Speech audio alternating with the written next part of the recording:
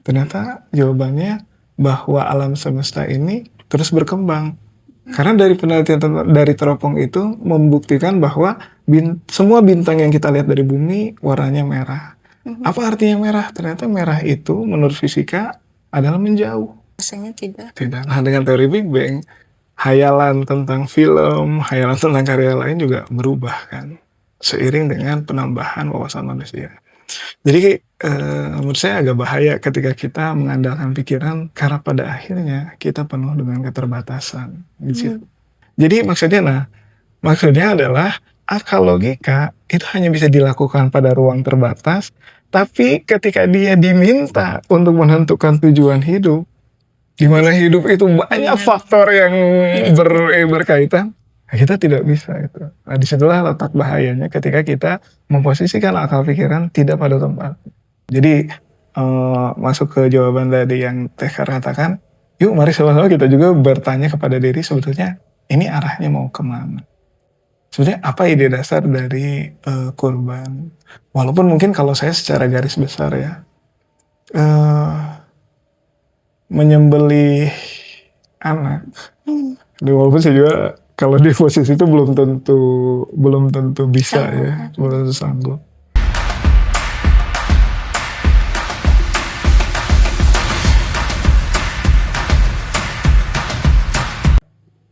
Action. Ya, hari ini kita kedatangan Maris Al-Ghifari, seorang filosofi entusias. Kenapa Pak Maris suka filosofi? Suka saja karena dia mengasah pemikiran dan yang paling saya suka adalah dia menemukan hakikat dari sesuatu gitu. Jadi nggak cuma kulitnya, tapi dia bisa mengantarkan kita sampai ke inti. Oke, saya suka tuh menguliti. Oke. Kita nggak apa-apa ya panggil Bapak gitu kan, yang dituakan. Iya, betul. Kita di Soft Skill Academy kan bareng ya sebagai trainer. Nah, saya biasa dipanggil Tehkar oleh Pak Maris. Saya ke Pak Maris manggil Bapak karena memang yang dituakan. Iya, tidak terasa. Kita perbedaan umurnya berapa ya? Saya 87. 87, saya 93. Cukup jauh. Pak Maris, gak apa-apa kita langsung ke inti. Siap, oke, menarik.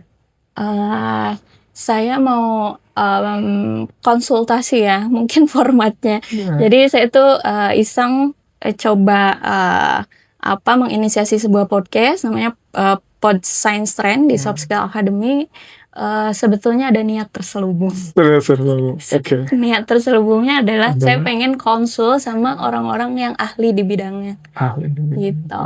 Jadi saya ajak Pak Maris dan alhamdulillah bisa datang ke ini. Kita di dialektika filsafat ya. Iya, walaupun juga boleh lah ya, tapi intinya adalah bagaimana kita mencoba mengoptimalkan pikiran ya yang kita miliki. Nice. Tentang bahayanya akal pikiran manusia. Nah, kalau ngomongin bahayanya akal pikiran manusia, saya tuh di dunia seni sering kali dilatih buat berimajinasi, Pak Maris. Nah, kadangkala saya mikir kalau terlalu banyak berimajinasi itu membuat saya pada akhirnya terjebak dalam pikiran saya sendiri. Misalnya, kan ada ya di storytelling juga kita mafhum ada istilah what if, seandainya, bagaimana jika. Gimana ya kalau ada sebuah benda yang bisa terbang. Dulu sebelum adanya pesawat kan akhirnya Da Vinci menemukan itu. Nah, jadi saya sering berandai-andai gitu ya. Gimana ya kalau nanti misalnya saya tidak punya anak misalnya. Gimana ya kalau saya tidak punya rumah? Gimana ya kalau nanti tetangga ngomong apa tentang saya dan sebagainya. Sehingga bagaimana kalau itu saya interpretasikan ke diri saya sebagai seorang penulis juga. Akhirnya saya harus bisa mengontrol hidup saya, mengontrol juga hidup orang lain, sehingga semua skenario hidup saya dan orang lain di sekitar saya harus sesuai dengan keinginan saya. Nah, jadi gimana sih biar kita tuh tidak terkuasai oleh pikiran kita sendiri? Menarik. Jadi sebetulnya mungkin sebelum kita podcast ya sudah ada sedikit bocoran ya tentang bahaya dari akal pikiran itu sendiri. Saya juga cukup lama merenung tentang kira-kira apa ya jawaban yang pas, dan saya juga mempertanyakan apakah memang betul akal pikiran itu berbahaya. Tetapi kalau misalnya tadi diberikan konteks ya bahwa seorang pekerja seni itu harus berimajinasi, saya akan menyampaikan dulu satu statement yang mungkin bisa jadi Teh Kar juga setuju atau enggak. Contoh kayak gini misalkan, betul nggak imajinasi itu base dasar dia kenapa maksudnya ketika ada seorang berimajinasi itu ditentukan sama latar belakang dan pemahaman serta pengalaman yang dia pernah alami kan, betul ya. Nah, berarti kalau berimajinasi pada akhirnya ada batasannya, yaitu adalah dirinya yang membatasinya. Nah, tapi kalau misalkan kita coba gali lebih dalam, di ini kita coba melihat ya perjalanan manusia. Ternyata ketika ilmu pengetahuan itu ditemukan, yang saya tahu justru itu di luar apa yang manusia ketahui, sehingga manusia pada akhirnya salah di dalam mengambil kesimpulan. Contohnya adalah dulu ini senjata andalan saya kalau saya menjelaskan ini. Dulu orang kalau lihat ke langit, dia akan berkesimpulan bahwa alam semesta ini tidak terbatas. Karena kenapa berkesimpulan tidak terbatas? Ngitung jumlah bintangnya aja nggak bisa. Apalagi harus menyimpulkan ukurannya segimana. Ya udahlah, pasti tidak terbatas. Berkembang, manusia rasa penasarannya tidak berhenti. Akhirnya manusia membuat sebuah terobosan, membuat sebuah satelit yang ternyata satelit itu adalah teropong. Kenapa dia disimpan di luar angkasa? Karena tujuannya adalah untuk membebaskan dari polusi cahaya, sehingga data tentang alam semesta itu bisa pure gitu ya, tidak terganggu oleh apapun. Nah, apa hasil dari penelitian tentang teropong itu? Ternyata jawabannya bahwa alam semesta ini terus berkembang. Karena dari penelitian dari teropong itu membuktikan bahwa semua bintang yang kita lihat dari bumi warnanya merah. Apa artinya merah? Ternyata merah itu menurut fisika adalah menjauh. Nah, berarti kalau semuanya menjauh dan ini adalah sebuah film, maka kalau kita playback, dia akan berawal dari satu titik. Sehingga dari sana muncullah satu teori yang kita kenal dengan Big Bang. Nah, sekarang pertanyaannya, ketika kita menggunakan mata telanjang, tanpa ada data dari teleskop Hubble yang disimpan di satelit tadi atau di orbit satelit, apakah kita bisa menyimpulkan teori Big Bang? Saya rasa tidak. Rasanya tidak. Nah, dengan teori Big Bang, hayalan tentang film, hayalan tentang karya lain juga berubah kan, seiring dengan penambahan wawasan manusia. Jadi menurut saya agak bahaya ketika kita mengandalkan pikiran, karena pada akhirnya kita penuh dengan keterbatasan. Itu mungkin ya kesimpulannya. Jadi tetap ya sains juga membuktikan ada batas pikiran kita tuh sampai mana gitu ya. Kalau kita bisa berimajinasi sampai jauh, sampai itu tidak terbukti benar atau tidak gitu ya. Iya. Tapi ada yang menarik lagi ini sebagai tambahan ya. Iya, boleh. Saya juga sebenarnya akhir-akhir ini juga coba mempelajari fisika kuantum. Waduh. Dimana maksudnya fisika kuantum itu jadi gampangnya gini. Itu ada film Ant-Man. Dia kan bisa mengecil. Ternyata ide Ant-Man yang diprakarsai sama Hollywood, mereka ingin mengajarkan kita tentang fisika kuantum. Artinya fisika yang untuk ukurannya kecil-kecil subatomik. Nah, waktu mereka membuat film Ant-Man yang klaim orang seni itu adalah karya seni, tapi mereka juga mengambil konsultan dari MIT. Sehingga apa yang diceritakan masih punya core science di situ. Sehingga saya jadi teringat ya bahwa katanya fiksi itu justru yang paling logis. Karena kalau tidak logis, tidak akan masuk ke alam pikiran manusia. Betul. Terlalu barbar juga. Berimajinasi kan tidak enak juga gitu ya bagi kita untuk dinikmati. Tapi soal konteks yang tadi itu ranahnya ke ranah ke pribadi ya, personal ya. Jadi kayak pikiran-pikiran yang mengganggu sampai kita tuh jadi terkesan memanipulasi orang lain untuk sesuai dengan keinginan kita. Iya, gitu. Nah kalau itu sih kayak menurut saya sedasarnya manusia ya. Ya kita juga bisa bertanya ke diri. Jadi ketika sesuatu terasa mudah, itu kan kita juga senang ya. Dan memang itu kecenderungan dari kita. Kita juga tidak bisa menafikan itu. Nah bayangkan nih kalau di keilmuan itu kan ada fungsi. Ketika kita meneliti, kita mempelajari pola, kita padanya ingin membuat forecasting kan.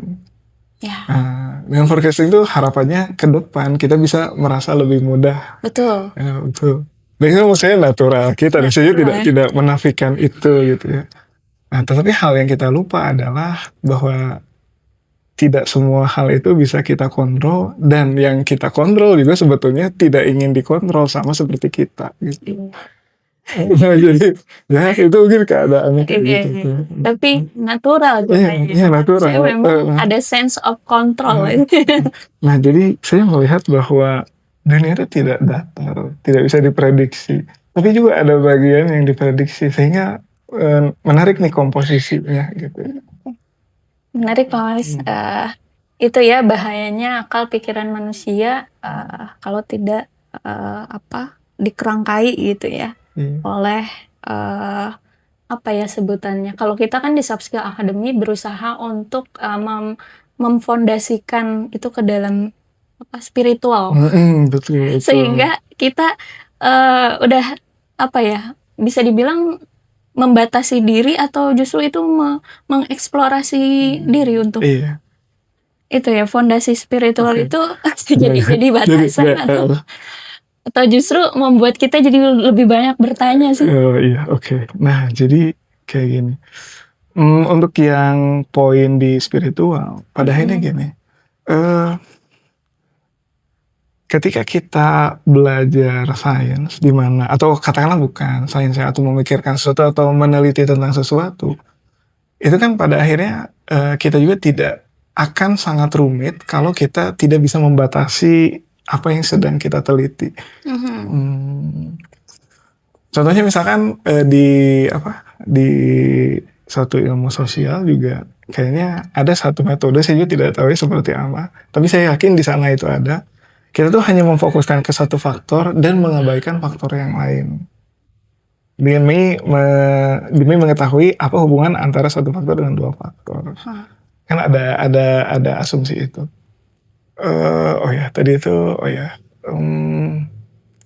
Saya jadi rada lost tadi arahnya mau kemana? Spiritual ya. Fondasi spiritual, iya.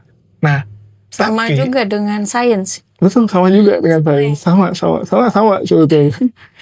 Nah, iya. Cuma kan spiritual tidak sampai terbukti terus kita berhenti kan? Betul. Kita berkata, kita beriman baru berhenti kan bertanya kan. Tinggal lakukan gitu kan. Bedanya situ ya. Betul. Nah, karena kita pada akhirnya menyingkirkan faktor-faktor yang lain, sebetulnya kita secara tidak sadar, kita tahu bahwa pengamatan kita tuh terbatas sebetulnya. Jadi ketika kita menggunakan logika, itu hanya bisa di sesuatu yang terbatas. Nah, salahnya adalah kenapa logika itu berbahaya dan kita butuh spiritual, adalah ketika si yang terbatas itu kita ingin gunakan di sesuai yang bukan haknya. Nah, contoh misalnya gini, saya belajar tentang hukum gravitasi. Kan itu kaitannya adalah misalnya dengan gaya tarik-menarik atau melengkungnya ruang dan waktu sama gravitasi menurut Einstein. Tapi ketika muncul listrik di sana, pertanyaannya adalah apakah si hukum gravitasi bisa untuk memahami fenomena listrik di situ? Sedangkan untuk yang saat ini manusia ketahui bahwa listrik dan gravitasi dua hal yang terpisah. Nah, ini ibaratnya adalah kita ingin menghukumi listrik tapi pakai gravitasi gitu. Jadi maksudnya adalah akal logika itu hanya bisa dilakukan pada ruang terbatas, tapi ketika dia diminta untuk menentukan tujuan hidup, di mana hidup itu banyak faktor yang berkaitan, kita tidak bisa itu. Nah, disitulah letak bahayanya ketika kita memposisikan akal pikiran tidak pada tempat. Oke. Iya. Kalau dipikir-pikir lagi ya, Pak Maris, dari akal pikiran itu kan seringkali lahir narasi ya, menjadi asumsi gitu ya. Jadi narasi palsu di kepala kita. Nah, seringkali narasi itu terasa masuk akal gitu. Ya, apapun kita kaitkan, walaupun itu logical fallacy terjadi gitu. Nah, gimana ya biar kita bisa terhindar dari itu, terhindar dari narasi palsu di kepala kita yang kita bangun sendiri atas pikiran kita. Oke, sebelum menjawab pertanyaan itu, mungkin kalau bagi saya ada hal yang pada akhirnya ketika semua pertanyaan dari Teh ya, yang kaitannya itu dengan akal pikiran, kita juga tidak bisa menafikan bahwa akal pikiran itu adalah satu tools yang dia tuh sangat powerful, yang dia tuh bisa terus berkembang, berevolusi, bahkan bisa menjadi sebuah imajinasi dan bahkan menghasilkan sebuah karya. Sehingga potensinya itu sangat luar biasa. Hingga akhirnya muncul narasi yang pada akhirnya itu bisa ditularkan ke berbagai orang dan menggerakkan semua orang. Itu juga memang potensi dari akal pikiran.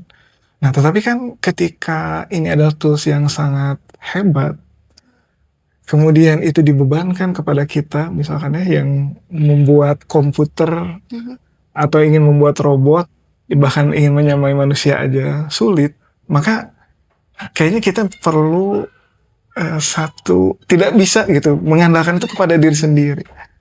Maksudnya ketika kita bagaimana menyaring sebuah narasi, apakah ini benar atau tidak, kalau itu dibebankan ke diri sendiri, itu akan sangat berat, apalagi untuk mengevaluasi berbagai kemungkinan faktor yang saling berhubungan gitu. Ini misalnya ada sebuah narasi, saya ngetes nih, oh ini berhubungan dengan seni, ini berhubungan dengan sosial, ini berhubungan dengan teknologi, ini juga berhubungan dengan masyarakat. Gimana ya saya mengatur semuanya itu di satu kepala manusia?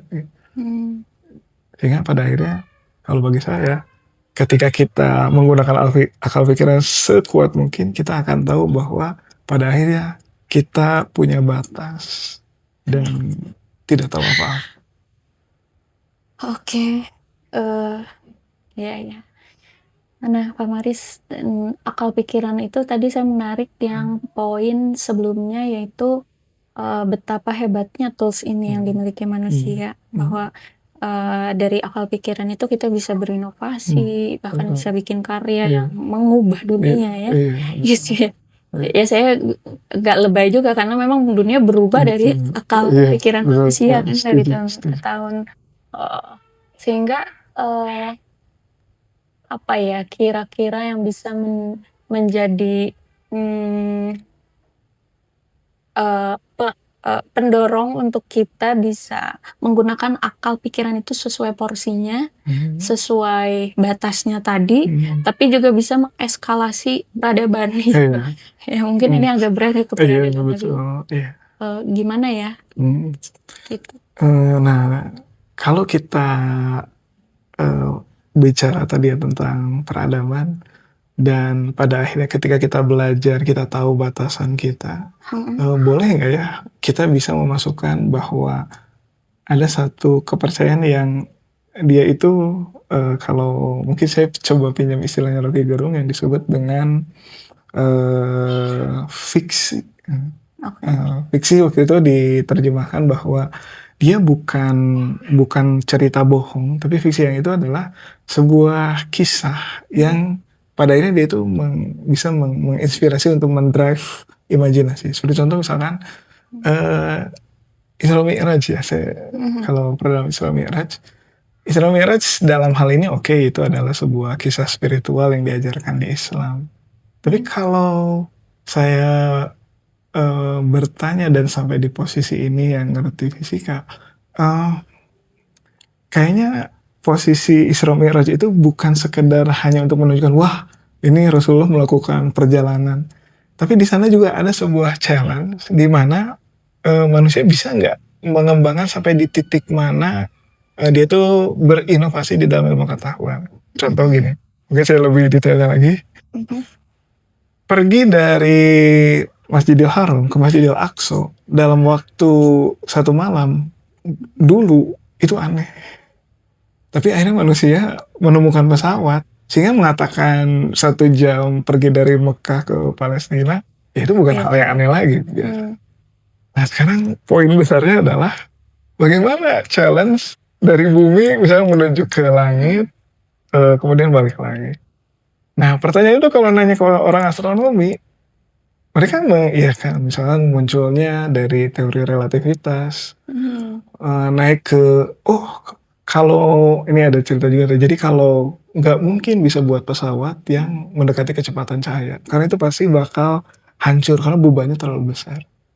Akhirnya dari sana para ilmuwan itu menemukan ide gila. Ya udah, kalau pesawatnya nggak bisa dibuat, gimana kalau membelokkan ruang dan waktu? Jadi ruang dan waktunya yang coba diimajinasikan untuk dimanipulasi gitu. Oh my god. Nah, bisa gitu. Bisa kayak gitu. Jadi maksudnya kok ceritanya tuh sampai ke sini? Kenapa? Oh, karena ada Isra Mi'raj yang memantik itu gitu kebayang. Benar. Jadi itulah sebenarnya berimajinasi juga mungkin bisa jadi pantikan ya. Gitu. Karena itu berangkatnya dari fiksi ya, walaupun fiksi dalam arti Rocky tadi nyata ya, sesuatu yang men-trigger kita gitu untuk menuju ke arah sana. Iya, jadi tapi pertanyaannya kok bisa ada narasi seperti itu? Kan kalau manusia dengan plong gitu ya, tanpa ada pikiran apapun sebelumnya, gak akan pernah terinspirasi itu. Ada narasi gitu. Nah sekarang pertanyaannya, narasi itu datang dari mana? Dari wahyu. Dari wahyu. Nah, maksudnya oleh karena itu saya tadi bilang, boleh gak sih kita memasukkan satu aspek lagi, yaitu spiritual, di mana spiritual sebenarnya bisa memantik kita sampai sejauh itu. Tapi ngomongin spiritual Pak Maris, kadang-kala nih pikiran-pikiran liar saya aja ya, saya bertanya-tanya ya, apakah agama dalam konteks spiritual itu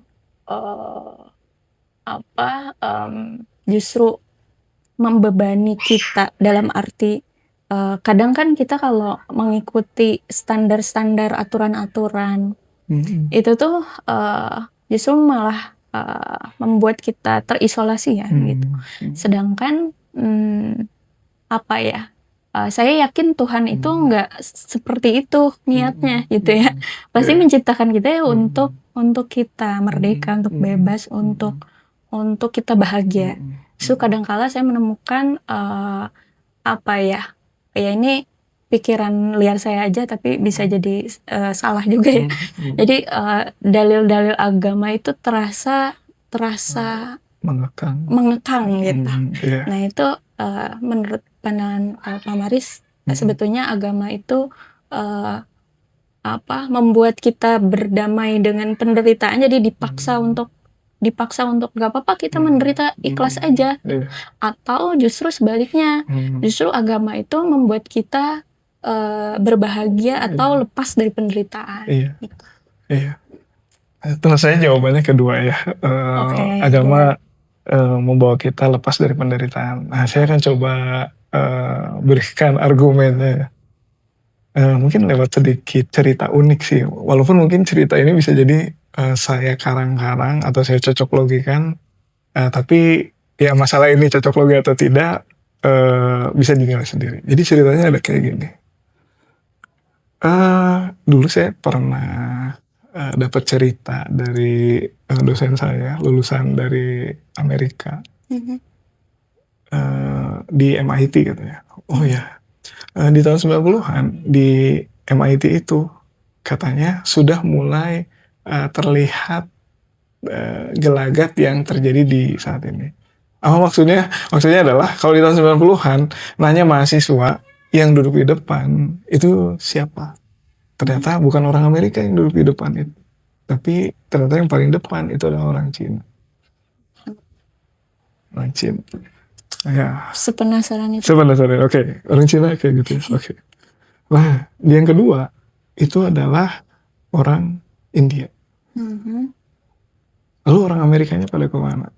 Ternyata mereka duduk di belakang, mereka terjebak dengan narkoba dan pergaulan bebas. Itu faktanya kayak gitu. Nah, di sekarang kalau kita misalkan jalan-jalan ke luar negeri, kita dihadapkan dengan isu gender ya. Di isu gender apakah gender itu final 2 atau bahkan kalau di luar negeri bahkan ada yang sampai 13 gitu. Jadi si diskusi yang terjadi di Amerika ataupun di Eropa itu tentang gender. Betul ya? Nah,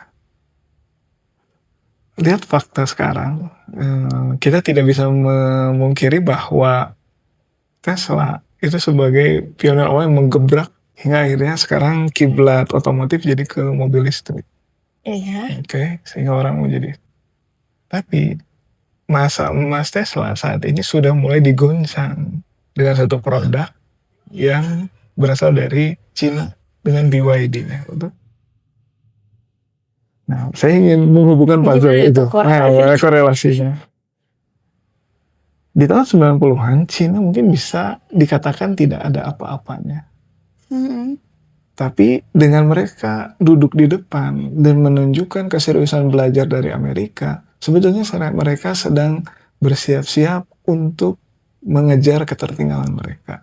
Dan akhirnya di tahun ini dalam waktu yang dalam tanda kutip relatif singkat, akhirnya mereka bisa mengejar. Pertanyaannya adalah, apakah di Cina ada dialog tentang gender sehingga mereka meributkan gender itu ada berapa? Atau mereka mah sudah firm bahwa gender itu cukup 2, laki-laki dan perempuan, sudah tak, hingga akhirnya mereka bisa fokus mengendalikan akal mereka ke mobil listrik gitu.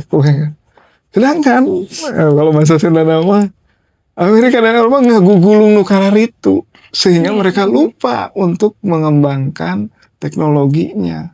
Karena kan realitas hidup ya ketika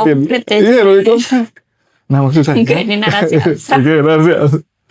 Nah maksud saya kayak gini, ketika Islam mengatakan bahwa gender itu laki-laki dan perempuan dari awal, bolehkah saya menyebutkan itu sebetulnya kasih sayang Allah? Udah, kamu mah tidak usah menurut yang kayak gitu, silakan berkarya dan berinovasi. Bisa jadi kan kayak gitu pesannya gitu, betul nggak? Iya. Tapi itu real tuh. Dilihat sendiri, Rusia juga kan tidak habis sama kayak gitu. Sehingga Rusia mungkin bisa lebih tahan goncangan ketika Ukraina dan sebagainya di oprek-oprek sama Amerika. Nah, boleh nggak sih bahwa pada akhirnya saya berkesimpulan agama itu justru mengarahkan kita untuk bisa fokus ke substansi ya yang harus kita selesaikan gitu. Benar. Wah, ini mind blowing sih. Bisa diklik. Gitu ya. Ya tapi kebenaran faktanya silahkan di ini lagi, cuman kayaknya udah jadi kebenaran umum gitu. Iya benar, kebenaran umum ya.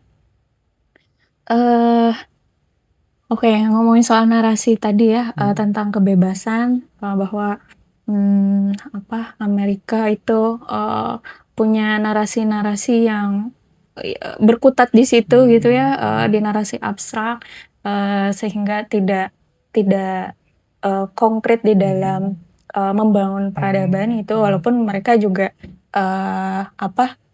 membangunnya di dunia fiksi ya, kayak superhero, ya kan? Tapi tidak di dunia nyata gitu yang saya lihat ya sekilas itu.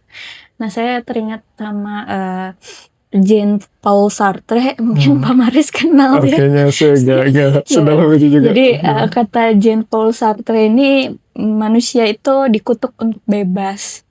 Kata dikutuk untuk bebas ini tuh rasanya menggelitik gitu ya, Pak Maris ya. Betul. Karena di sini ada kutukan gitu dalam kebebasan. Mungkin seperti tadi contohnya ya, Amerika dengan segala abstraksi dalam kepalanya gitu ya. Tapi kita juga hidup untuk diatur. Nah, jadi manusia itu sebenarnya diciptakan untuk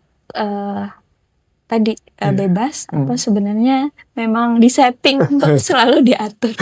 Gitu menurut Mari sebagai pengamat filsafat gimana nih? Iya. Saya juga setuju dengan dua statement itu, bahwa kan kita juga saya ingin menggapai sesuatu tetap fisik saya itu dibatasi waktu tidur, fisik saya itu dibatasi makan, mau nggak mau makan tuh jadi makan dan tidur terasa membuang waktu ya, padahal kan saya ingin mengejar ke situ. Itu bukti bahwa kita diatur. Oh yes. Tapi di sisi lain juga ketika kita memutuskan sesuatu seolah-olah kita bebas ya, mau menentukan arah kemana itu juga terserah gitu. Nah, tapi kalau misalnya gini, dan saya yakin ya dengan segala ciptaan Allah, ini saya sering cerita gini deh. Gundam misalnya, saya kan suka banget Gundam ya. Karo juga Gundam, Gundam yang robot gitu. Enggak ke sana ya. Atau ketika kita bicara superhero, ada nggak superhero yang meletakkan mata dan hidung serta mulutnya berbeda dengan kita? Jadi misalkan mata itu jadi samping, telinganya di depan. Jarang. Agaknya jarang. Berarti kan sebenarnya nggak pernah kan? Berarti kan ada selera seni dari yang mendesain kita kan, dengan komposisi yang luar biasa gitu. Ya maksud saya itu ketika Allah, katakanlah ya, ketika Allah menciptakan kita bahwa kita tuh harus taat dengan aturan A, B, C, D-nya, kayaknya nggak kayak gitu juga deh maksud Allah tuh. Tapi bisa jadi di setiap aturan itu Allah memberikan kita kebebasan untuk melakukan sesuatu, walaupun sebetulnya itu sudah dikerangkai, tetapi Allah tuh ingin melihat sampai ke dalam dari hanya sesuatu itu. Contoh, bisa tolong dijelaskan kayak gini. Secara kalkulasi menikah itu tidak ada untungnya. Ya. Capek, menderita, beban, apalagi misalnya ketika anak punya banyak anak. Ini saya suka agak nggak tahan ya bilang ini. Tapi ketika anak itu mengatakan I love you, ayah, itu gimana ya? Saya ngerti bahwa pengorbanan itu sama dengan cinta atau di situ. Kayaknya agak sulit digambarkan, tapi bukankah rasa itu yang nggak ternilai dibandingkan dengan barang yang lain? Gimana? Merasakan itu nggak? Belum sampai. Oh ya, sorry. Tapi saya juga ngebayangin kalau saya ngasuh anak-anak ya, betapa magisnya ya kayaknya perasaannya di ibu ya. Iya betul. Karena saya ingat juga ya katanya kenapa seorang ibu cintanya lebih besar kepada seorang anak ketimbang seorang anak kepada ibunya. Oh iya. Karena ibu pasti jauh lebih dulu berkorban, jauh lebih besar pengorbanannya dengan melahirkan, mengandung dan seterusnya. Sedangkan anak belum sampai situ. Betul. Nah, jadi di bab keluarga yang Allah suruh kepada kita, kalau dijabarkan ya bahwa pengorbanan sama dengan cinta di ayat Quran, kira-kira bakal seberapa banyak chapternya gitu. Ya pada akhirnya kita menjalankan itu, dan kayaknya Allah mau mengajarkan sesuatu yang itu tidak diungkapkan di kitab suci ya, tetapi itu kita rasakan. Tapi frame-nya sudah disediakan oleh Allah bahwa harus ada antara ayah dan ibunya itu harus ada komitmen yang kuat. Dan kalau tidak ada komitmen itu, maka perasaan itu juga nggak akan ada. Tidak ada komitmen, tidak ada perasaan. Komitmen apa yang dimaksud? Maksudnya kayak gini. Anak tidak akan merasakan kasih sayang kita kepada dia ketika hubungan antara saya dan ibunya itu tidak bagus gitu ya. Tapi puncak kasih sayang yang diungkapkan itu lahir juga karena pengamatan anak, karena sikap saya terhadap ibunya gitu, kebaikan. Jadi ada yang dilihat, ada yang dirasakan. Ketika dikatakan tuh apa namanya? Ya karena komitmen itu tadi ya. Ada komitmen yang mendasari perasaan itu muncul. Karena kalau tanpa itu ya rasanya konsep saja gitu ya. I love you, I love you, I love you tanpa makna misalnya. Atau maksud saya itu mungkin nggak ungkapan I love you dari anak saya itu muncul ketika saya menyakiti ibunya? Nggak akan mungkin. Berarti Allah menyiapkan itu dari mulai awal, dari menikah, kemudian ada ijab kabul, Yes. hingga akhirnya terbentuk komitmen, kemudian dari sana kita boleh punya keturunan, sehingga ungkapan I love you tadi itu tidak akan pernah muncul kalau tidak ada komitmen yang dibangun di awal tadi itu. Nah, bukankah syariat itu sudah dibangun di awal duluan nih sama Allah? So, syariat itu ya kuncinya. Ya, betul. Kalau kita mau tadi ya merasa bahagia. Bahagia itu ya tadi artinya tenang, bebas dari segala macam kekangan yang kita ciptakan sendiri gitu. Jadi sebenarnya kita sendiri yang memenjara bukan Tuhan. Betul. Tuhan mah sudah ngasih kebebasan ke kita, tapi kitanya nangkep. Keren banget Pak Marisnya. Tadi kalau ngomongin pengorbanan, ini kita berkaca dari pengorbanannya Ibrahim alaihissalam ya pada Allah gitu ya, dengan menyembelih waktu itu anaknya Ismail alaihissalam gitu ya. Jadi apa sih yang bisa kita lakukan ya Pak Maris, terutama ini kan bulan Zulhijjah juga ya, apa yang bisa kita lakukan agar kita itu berkorban tuh dengan perasaan cinta itu tadi gitu ya, tidak dengan pengorbanan yang tanpa makna, tanpa sadar, yang ya udah menggugurkan, menunaikan kewajiban saja, misalnya berangkat haji, karena kita sudah mampu ya udah tunaikan, kurban, karena kita sudah nabung ya udah tunaikan, tapi tanpa perasaan greget gimana itu bagaimana ya Haris untuk saya juga itu. Ya, jadi saya teringat tadi sebenarnya kata kuncinya waktu obrolan kita di backstage. Wah, Tekar ini bikin pertanyaannya kritis banget nih maksudnya. Kayak mencoba melenceng ya. Bukan melenceng ya, apa ya istilahnya? Rebel lah ya, ada nada rebel ya. Melenceng. Iya. Tapi maksudnya saya juga akan bertanya, wahai Allah, sebenarnya engkau tuh nyuruh saya memperingati kurban setiap tahun tuh ada apa? Iya. Saya pasti akan mulai dari situ karena emang apa yang harus saya kejar dan harus saya resapi, dan sebenarnya maknanya itu ada di mana? Maka pertanyaan itulah sebetulnya kunci bagaimana kita bisa memaknai hal yang sejati. Ketika kita mencoba mengikuti kebanyakan orang, kita sebetulnya membohongi diri sendiri. Tapi Allah juga mengingatkan kalau kita mengikuti kebanyakan orang juga kan nggak boleh gitu ya. Jadi memang pertanyaan itu harus kita gali dari situ. Jadi masuk ke jawaban tadi yang Tekar katakan, yuk mari sama-sama kita juga bertanya kepada diri sebetulnya ini arahnya mau kemana. Sebenarnya apa ide dasar dari kurban. Walaupun mungkin kalau saya secara garis besar ya,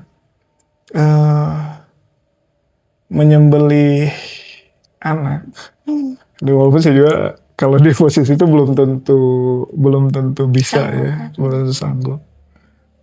Tapi menurut saya Nabi Ibrahim itu kalau saya boleh katakan adalah orang yang paling logis, tapi dengan dasar-dasar yang diambil secara konsisten dari agama itu sendiri, dari Islam itu sendiri. Maksudnya kayak gini. Sebetulnya kalau Nabi Ibrahim bilang tidak mau dan akhirnya menolak Nabi Ismail, pertanyaan terbesar itu, akankah ada jaminan bahwa dia itu akan membanggakan dirinya di masa depan? Tapi tidak ada niat membanggakan diri. Maksudnya tuh dalam artian legacy ya. Legacy atau menimbulkan qurrata ayun bagi Nabi Ibrahim ya. Ada jaminan nggak ketika menolak perintah Allah untuk menyembelih? Nggak ada. Nggak ada kan? Bisa aja berubah menjadi anak yang dalam tanda kutip nakal. Tapi kalau yang memerintahkannya itu Allah, yang sebetulnya bisa membolak-balikan nyawa itu mudah bagi Allah. Ya udah aja ikutin apa kata yang merintahinnya gitu kebanyakan. Karena mudah bagi Allah tuh untuk mengembalikan kembali gitu ya Nabi Ismail itu. Jadi karena yang merintahinnya Allah dan Nabi Ibrahim kenal betul siapa Allah, maka ya udah tinggal laksanakan. Karena di sanalah kebahagiaan sejati itu yang akan didapatkan gitu. Justru jebakan terbesar itu adalah ketika si kasih sayang itu terlalu mendominasi dirinya, sehingga akhirnya yang menentukan keputusan itu dirinya, bukan Tuhan. Di mana dirinya terbatas dan yang maha mengetahui adalah Allah. Nah, pertanyaan terakhir, apakah Allah akan menginginkan kita untuk tidak bahagia? Pasti kan ingin kita bahagia, maka jalur itulah yang diambil. Jadi sebenarnya jadi shortcut ya? Iya, sebetulnya shortcut. Cuma nggak logis tadinya ya. Cuma ya memang ya kita jangan sok tahu. Iya. Di poin terakhir ini mungkin kita harus sampai pada suatu kesimpulan bahwa ya memang akal pikiran manusia itu berbahaya, namun tadi ya berangkat juga dari yang awal gitu, akal pikiran manusia itu bisa digunakan untuk kita mencari sebagaimana Nabi Ibrahim kritis dalam mencari gitu ya, sampai pada akhirnya Nabi Ibrahim juga dapat menunaikan perintah Tuhan tuh bukan tanpa logika ya, sebenarnya dengan logika juga, cuman logikanya itu dia justru lebih logis gitu dari para logikawan dulu gitu masih. Iya juga ya, itu shortcut ya gitu. Ketika kita sampai kepada ya udah kita ikutin perintah Tuhan saja, kan itu logis ya. Tuhan yang ciptakan kita, mana mungkin dia menelantarkan kita. Itu logika Ibrahim waktu itu. Jauh lebih logis kan. Ya bagi kita di posisi Ibrahim gak logis. Bagi Ibrahim itu logis. Jadi sebenarnya logika itu juga harus pakai logika Tuhan ya, maksud di dalam hal ini gitu. Untuk shortcut itu tadi ya, Iya betul. Oke, logika Tuhan berarti maksudnya dalam artian ketika kita berpikir, frame berpikir, base berpikirnya itu adalah statement-statement dari Tuhan. Statement dari Tuhan, sehingga kita ada jalan pintas untuk sampai pada legacy atau untuk sampai pada ketenangan Qurratu A'yun yang tadi Pak Mas bilang. Betul. Jadi nggak rumit sendiri dengan pikiran kita. Akhirnya kita tidak maju. Yang Tuhan harapkan sampai di titik eskalasi 100, misalnya kita berharap 1000, padahal masih di angka 1 gitu ya. Karena itu tadi kita nggak pakai jalan pintas lewat statement di dalam agama. Betul. Oke, agama itu poinnya di membebaskan akal pikiran manusia dari pikirannya sendiri. Betul. Oke, Pak Maris. Mungkin kita sampai situ ya, Pak Maris. Nanti saya juga nggak sabar nih buat ada episode lainnya bareng Pak Maris ya. Saya terakhir mungkin ingin tanya, habis ini ada project apa? Lagi S3? Iya, lagi S3. Ya, saya sedang berjuang. Mungkin saya tidak, kalau saya lihat, dari ini saya juga ingin sedikit mengomentari. Sebetulnya di sanalah kehebatan Nabi Ibrahim tuh. Jadi maksudnya, ya kalau kita berada di posisi beliau kan belum tentu ya bisa melaksanakan tugas itu. Karena kita juga harus bertarung dengan pemikiran dan perasaan yang ada di dalam diri. Tapi Nabi Ibrahim menjalankan itu dengan sempurna dan akhirnya bisa menjadi contoh bagi kita di hari ini. Ya saya juga sama, sekarang saya dihadapkan dengan masalah sendiri, yaitu dengan studi. Tapi memang itulah challenge-nya, ya mudah-mudahan itu bisa cepat selesai. Kalau project yang lain, tentu saja saya juga ingin ya setelah itu, karena sudah banyak ingin berkecimpung di insinerator, mungkin pengelolaan sampah ya. Itu mungkin yang kontribusi nyata kayak Cina. Cina ya betul. Bukan kayak Amerika ya.